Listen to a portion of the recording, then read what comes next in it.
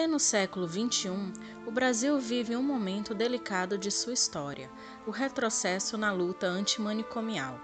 Falaremos neste vídeo sobre o antes e o depois da reforma psiquiátrica de 2001 e as implicações que as novas diretrizes impostas a partir de 2016, que alteram as políticas nacionais de saúde mental e drogas, causarão àqueles que possuem algum tipo de transtorno psiquiátrico.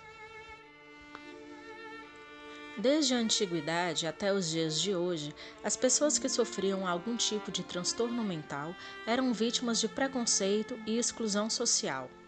Métodos cruéis e desumanos, como a trepanação, quando um furo na cabeça do paciente era feito para eliminar os maus espíritos e demônios do corpo, a lobotomia, quando um pedaço do cérebro era retirado do paciente, e a terapia por choque insulínico, que causava convulsões e coma nos pacientes, foram utilizados como forma de aliviar os sintomas causados pelos transtornos mentais. A maioria dos considerados doentes mentais eram arrancados da sociedade e encarcerados em manicômios, que cumpriam uma função higienista, quase que como um depósito de lixo humano, tirando das ruas aqueles considerados inconvenientes e diferentes dos padrões impostos pela sociedade. Antes da reforma psiquiátrica de 2001, os considerados loucos eram mantidos em hospícios, não para a melhoria do seu bem-estar psíquico, mas sim para ficarem longe do mundo dos normais. A maioria dos internos, como prostitutas, mendigos, homossexuais, militantes políticos, epiléticos e dependentes químicos, não tinham nenhum tipo de insanidade mental, mas eram recolhidos e isolados do restante da sociedade, tendo seus direitos humanos violados. A cultura manicomial, ela é prima irmã da cultura de encarceramentos, do aumento de leitos psiquiátricos, se inscreve exatamente na contramão daquilo que o mundo tem feito, daquilo que experiências em outros locais progressistas têm feito. A ideia de que você precisa internar uma pessoa. Os direitos humanos são um conjunto de leis, vantagens e prerrogativas que devem ser reconhecidas como essenciais ao indivíduo. Deste modo, é-lhe proporcionada uma vida digna, que não seja inferior ou superior aos outros, por ser de um sexo diferente, por pertencer a uma etnia diferente ou religião, ou até mesmo por pertencer a determinado grupo social. Uma das maiores atrocidades cometidas contra a dignidade humana no Brasil aconteceu no Hospital Colônia de Barbacena, localizado em Minas Gerais e considerado análogo a um campo de concentração.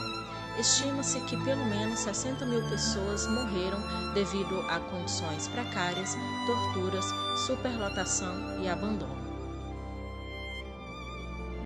Civilizações e sociedades que negam os direitos humanos ou que querem restringir os direitos humanos a apenas determinados grupos sociais escolhidos como os grupos corretos e éticos dentro dessa sociedade, são sociedades que nos impõem uma medida e uma forma de vida que não garante uma vida plena para todos. Defender os direitos humanos e perceber que apenas em estados de barbárie é que são negados os direitos dos cidadãos, os direitos mais dignos, os direitos, aliás, mais ligados à sua própria existência.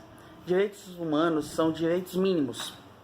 Não se garante nos direitos humanos o direito a uma vida de luxo, o direito a uma vida em que um está acima do outro, não. São direitos mínimos. É o mínimo existencial, é o mínimo que eu preciso para viver com dignidade. E aí, dentro da discussão manicomial, eu devo pensar se aquele tratamento ao qual está sendo submetido as pessoas, ele atende o pressuposto básico da vida em sociedade, da vida civilizada, que é a dignidade da pessoa humana. As pessoas com deficiência não devem ser tratadas dentro de uma lógica de higienização social, em que eu vou colocar tudo aquilo que não é bonito de ser visto, tudo aquilo que não é agradável aos olhos da sociedade, eu vou isolar e colocar num espaço trancado e submetê-los a uma vida sem dignidade. Eu devo pensar que acima de tudo está a dignidade da pessoa humana. Então, Pensar os direitos humanos é pensar que todos nós temos elementos que são fundamentais para uma vida digna, que sem o atendimento delas, nós não temos uma sociedade que respeita os direitos humanos e que, por consequente, não respeita a vida. No Brasil, os movimentos de reforma psiquiátrica se iniciaram na década de 1970, a partir da influência do psiquiatra italiano Franco Basaglia e das primeiras denúncias do Hospital Colônia de Barbacena por suas continuadas e graves violações aos direitos humanos. Em 6 de abril de 2001, foi aprovada a Lei 10.216, que dispõe sobre a proteção e os direitos das pessoas portadoras de transtornos mentais e redireciona o modelo assistencial em saúde mental a um modelo substitutivo, estruturado em Centros de Atenção Psicossocial, CAPS, Centros de Convivência e Cultura e residências terapêuticas, estipulando que a internação dos pacientes deverá ser o último recurso. Os CAPS estão presentes em todo o país e têm como ferramentas o atendimento multidisciplinar e humanizado. A psiquiatra Nice da Silveira foi pioneira em criticar os métodos tradicionais adotados pelos manicômios no Brasil. Criou a seção de terapêutica ocupacional no Centro Psiquiátrico do Engenho de Dentro e foi uma das primeiras a enxergar o valor terapêutico da interação de pacientes com animais. O sentimento de produtividade contribui muito para a melhoria da autoestima dos pacientes, fazendo com que eles acreditem que são pessoas capazes de realizar coisas importantes em suas vidas. Nesse modelo, o respeito, o acolhimento e o cuidado são as chaves primordiais para um tratamento eficaz e uma melhor qualidade de vida para o paciente. Sua voz é ouvida e eles passam a ser os protagonistas de sua história. No hospital, a gente toma remédio, come, bebe e dorme. Não faz mais do que isso. Agora, no CAPS, a gente já está podendo fazer muito mais coisa. Eu realmente me surpreendi. Eu não pensei que fosse capaz de fazer todo esse trabalho. Eu realmente fiquei surpreso. Isso me enaltece.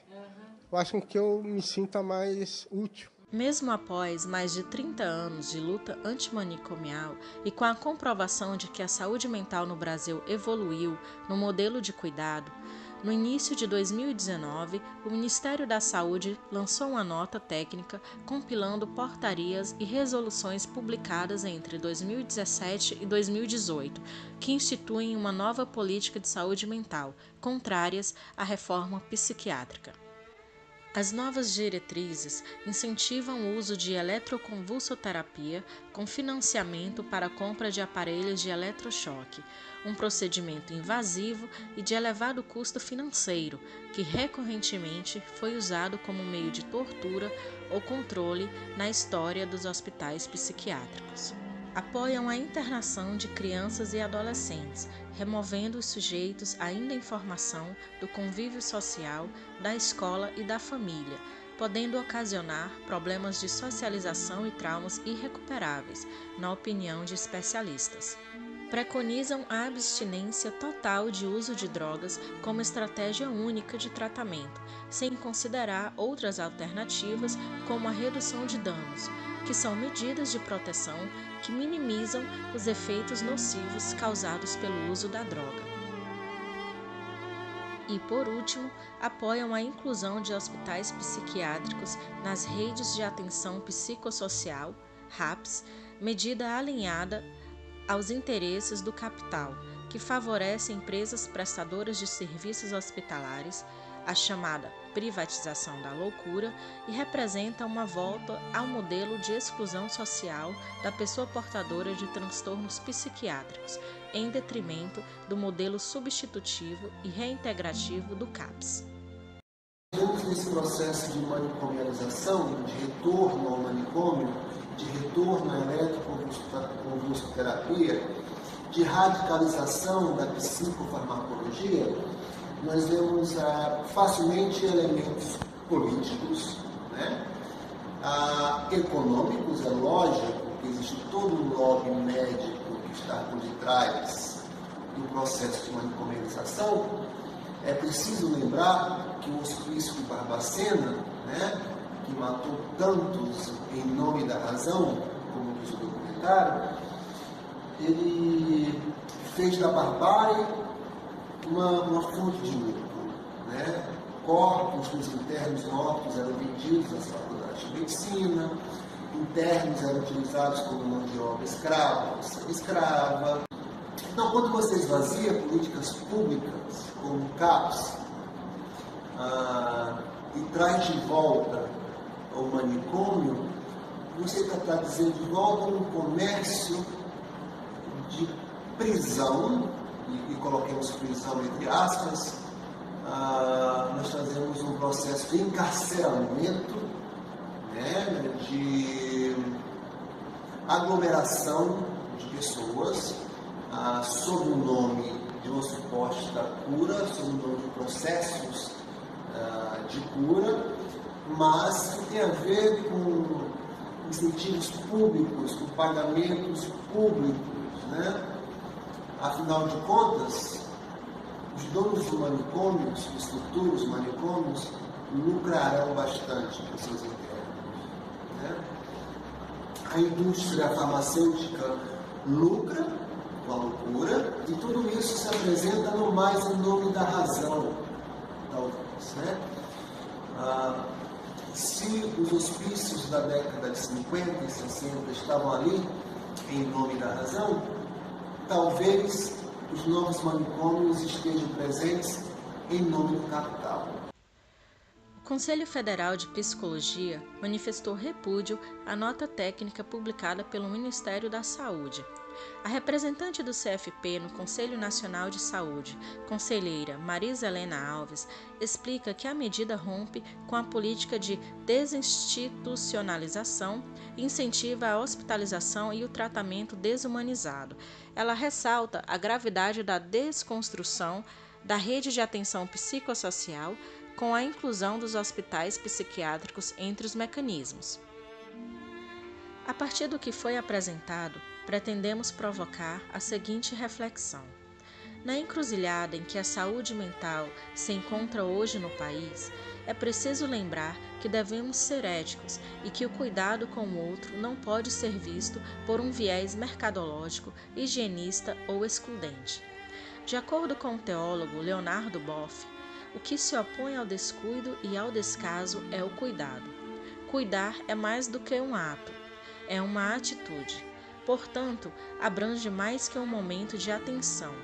Representa uma atitude de ocupação, de preocupação, de responsabilização e de envolvimento afetivo com o outro. O primeiro princípio é cuidado. Cuidado essencial. O cuidado é uma relação amorosa, uma relação envolvente com a realidade. É a mão que se estende para acarinhar, para se entrelaçar com outras mãos.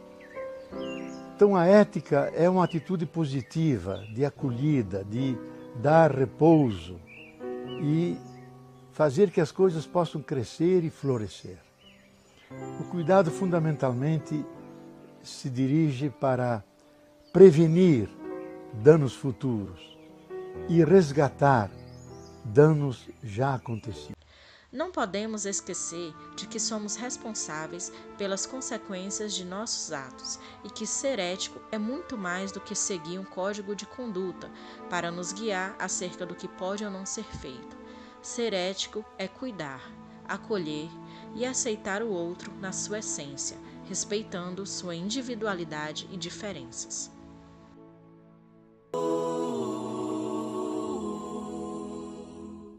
Pai, afasta de mim esse cálice.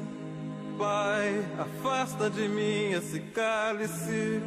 Pai, afasta de mim esse cálice de vinho tinto de sangue. Pai, afasta de mim esse cálice, Pai. Afasta de mim esse cálice, Pai. Afasta de mim esse